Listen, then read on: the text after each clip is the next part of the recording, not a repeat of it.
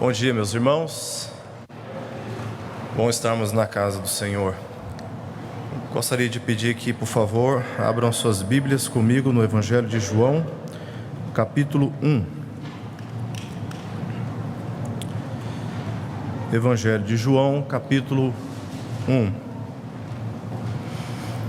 Nós leremos do verso 1 ao verso 14, à medida que formos rapidamente explicando esse texto para nós nesta manhã. Meu objetivo é falar a respeito do nascimento de Jesus e também da sua missão. Esse período do ano é um período em que muitas igrejas e a própria sociedade focaliza toda a sua atenção para as comemorações do Natal, e as comemorações são diversas. Alguns optam em comemorar o Natal tendo em vista apenas a festa familiar. Outros resolvem fazer isso através de um culto doméstico, prestando adoração a Deus por aquilo que Ele fez através do seu Filho. Outros comemoram o Natal apenas fazendo compras, aproveitando aquela reserva que muitos recebem no final do ano. Então eles comemoram o Natal fazendo compras e trocando presentes. Outros não dão nenhuma atenção ao Natal, porque não acreditam em Jesus, muito menos na palavra que nós reconhecemos ser de Deus. Mas o que mais importa para nós como igreja, e é o nosso objetivo nesta manhã, é pensarmos no nascimento de Jesus e na sua missão, porque Natal para nós pertence a Jesus, e Ele é que é digno de receber toda a nossa atenção. Do capítulo 1 de João, versos 1 ao verso 14, eu pretendo destacar aqui 4 assuntos que eu entendo ser assuntos tratados pelo próprio autor deste evangelho. Primeiro, vai do verso 1 ao verso 5, quando João fala a respeito da existência de Jesus antes da sua encarnação. São os fatos antes da sua encarnação. Depois, verso 6 até o verso 9, eu pretendo falar sobre o precursor de Jesus, que João fala a respeito dele. Do verso 10 até o verso 13, a respeito da missão de Jesus, e no verso 14, sobre o milagre do seu nascimento. Antes, vamos orar mais uma vez? Senhor, te agradecemos por esta manhã na sua presença, ó Pai, especialmente pela sua misericórdia que se estende sobre todos nós. E aqui reunidos como o teu povo, pedimos que o Senhor fale aos nossos corações, dando-nos entendimento acerca da sua palavra, a fim de que a nossa vida seja bem orientada na sua presença e diante deste mundo. Fala assim, ó Deus, conosco, nós suplicamos a Ti por isso e oramos a Ti, em nome de Jesus. Amém. Então, começando verso 1 ao verso 5 de João, capítulo 1, nós aqui veremos então como João narra a existência de Jesus antes da sua encarnação. No verso 1 e no verso 2, nós vemos que no princípio, aqui há uma indireta relação com o livro de Gênesis, a respeito do início e da realização poderosa de Deus na edificação de todas as coisas que existem. No princípio, Ele era o Verbo, e o Verbo estava com Deus, e diz que o Verbo era Deus. Este texto revela para nós, também o verso 2, Ele estava no princípio com Deus, sobre a relação de Jesus com o Pai. Primeiro, que Ele era eterno e é eterno. Antes de todas as coisas existirem, Ele já estava com o Pai. Segundo, sobre a sua divindade, verso 2. Ele estava no princípio com Deus. Final do verso 1. E o Verbo era Deus. Ele estava no princípio com Deus. Aqui há uma distinção clara. Uma seita no início da era cristã dizia que Deus, no Antigo Testamento, Ele tinha uma manifestação. na transição da antiga aliança para a nova aliança, o mesmo Deus se manifestou como Cristo, ou seja, é o mesmo Deus, e após a sua ressurreição se manifestou como Espírito Santo. Porém, este evangelho confronta essa heresia antiga, dizendo que Deus é uma pessoa e que Jesus era uma pessoa diferente. E Jesus estava com Deus no princípio, antes de todas as coisas virem a existir. Ele é eterno e ele é divino. Depois, no verso 4 e o verso 5, João vai dizer para nós sobre a relação de Jesus com o mundo. Olha o que diz o verso 4. A vida estava nele e a vida era a luz dos homens. Os homens estavam afastados de Deus, da comunhão com o Senhor, por causa do seu pecado. Mas Jesus veio como luz para aqueles que se encontram nas trevas. Uma pessoa nas trevas, no escuro, não sabe discernir muito bem os obstáculos diante dele, muito menos a porta pela qual ele precisa passar. Mas Jesus é a luz que ilumina o caminho do homem que está nas trevas. Ele veio então direcionar o homem à presença de Deus. É Ele quem guia o homem que está nas trevas. Ele é aqui dito como o verso 3 ao verso 5, falando sobre a sua relação com o mundo. Ele é o Criador e Ele é também a luz aos homens em trevas.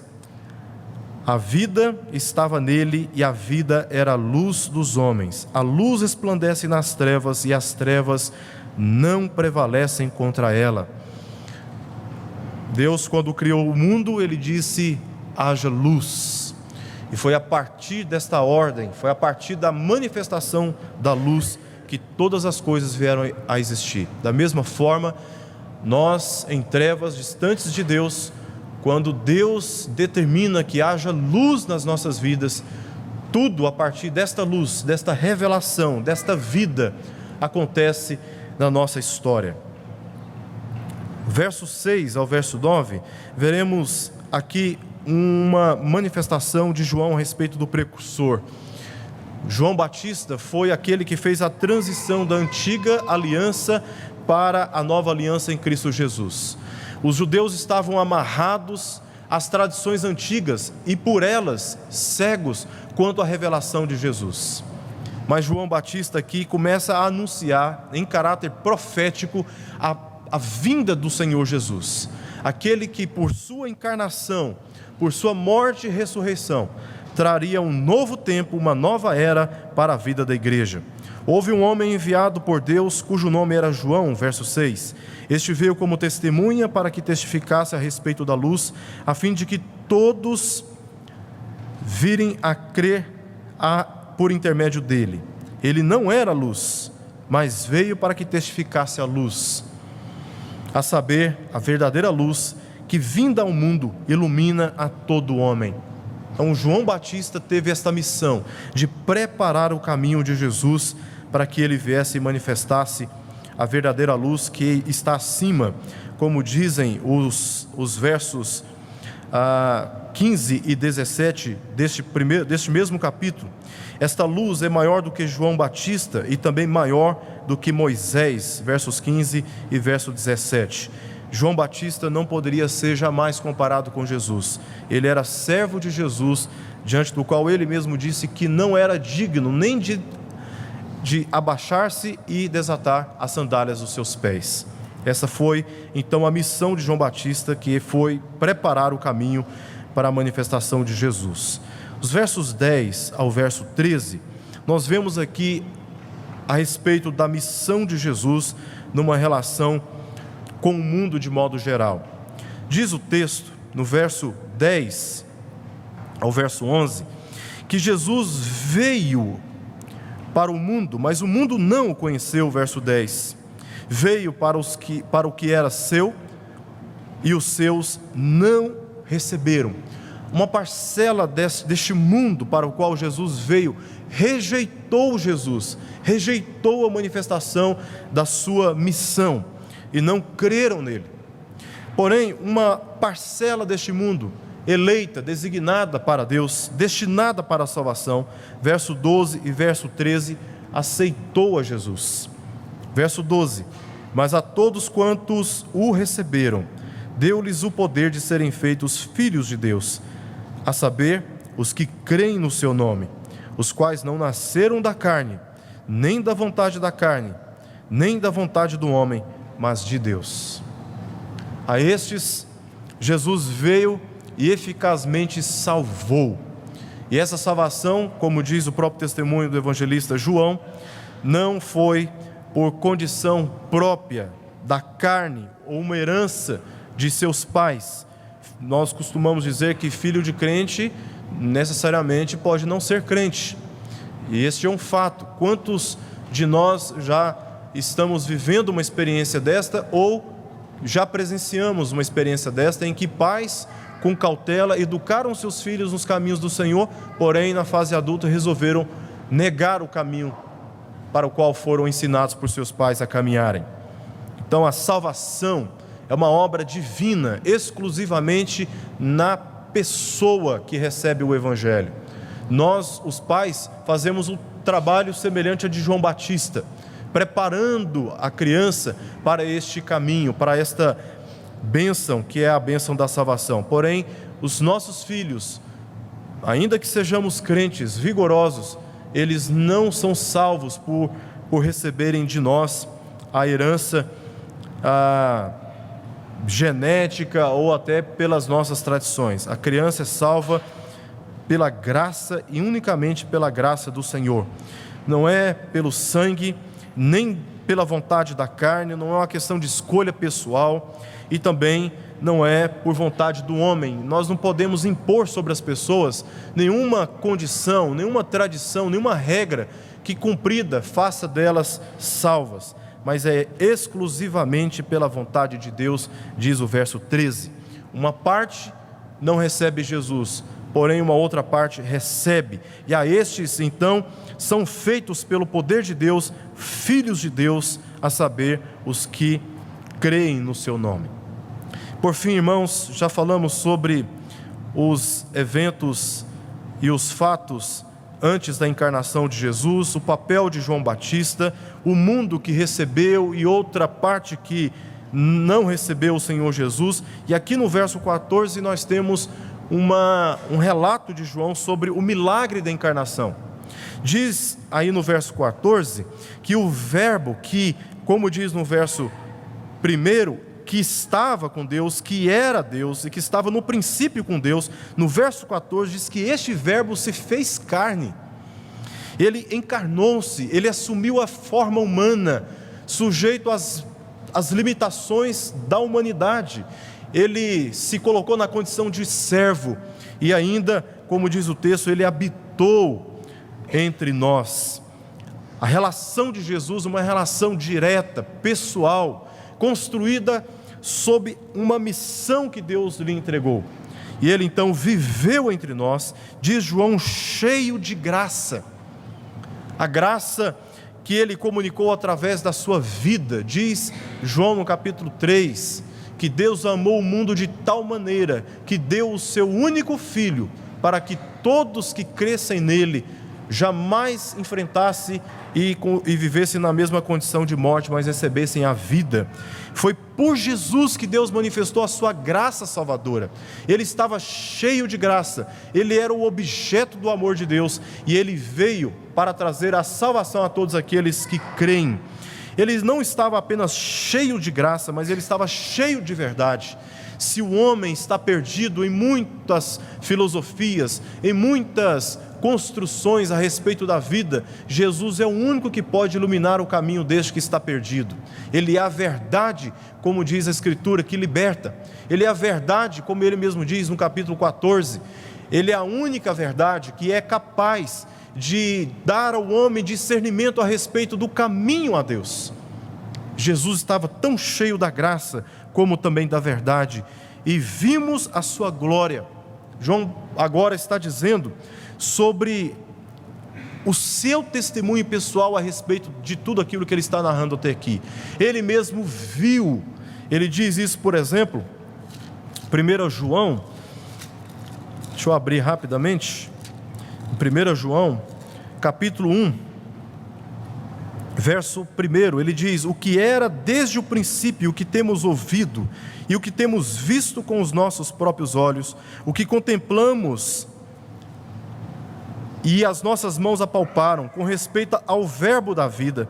E a vida se manifestou e nós a temos visto, e dela damos testemunho e vô-la anunciamos, a vida eterna, a qual estava com o Pai e nos foi manifestada. O que temos visto, verso 3, e ouvido, anunciamos também a vós outros, para que vós igualmente mantenhais comunhão conosco. Ora, a nossa comunhão é com o Pai e com o seu Filho Jesus Cristo. Portanto, João aqui no verso 14, no final do verso 14, ele está dando um testemunho pessoal, ele não está falando de algo que ele ouviu, ele viu, como diz o próprio texto, ele viu a sua glória, glória como do unigênito do Pai. E João então dá esse testemunho, ele não apenas dá a teoria a respeito da existência de Jesus antes da sua encarnação, a sua missão, como ele também dá testemunho a respeito daquilo que ele viu e que ele contemplou.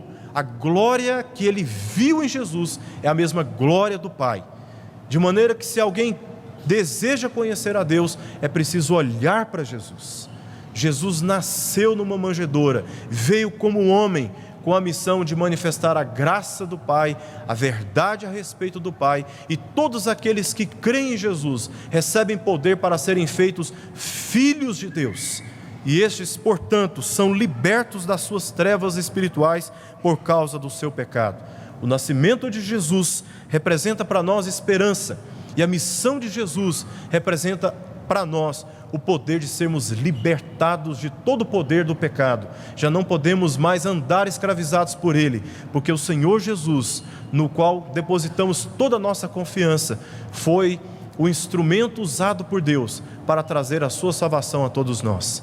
Jesus nasceu, e ele nasceu com uma missão: de salvar a minha vida, a sua vida e todos aqueles que nesta manhã ainda teremos oportunidade de distribuir cada dia, falar a respeito do nascimento de Jesus, orar por essas pessoas logo após o nosso culto. Que o Senhor assim nos abençoe, usando as nossas vidas para levar essa mensagem a respeito do nascimento e também da missão de Jesus, e que ele se manifeste como o unigênito do Pai, cheio de graça e de verdade, para todos aqueles que creem e aqueles que ainda crerão através da mensagem que temos para comunicar.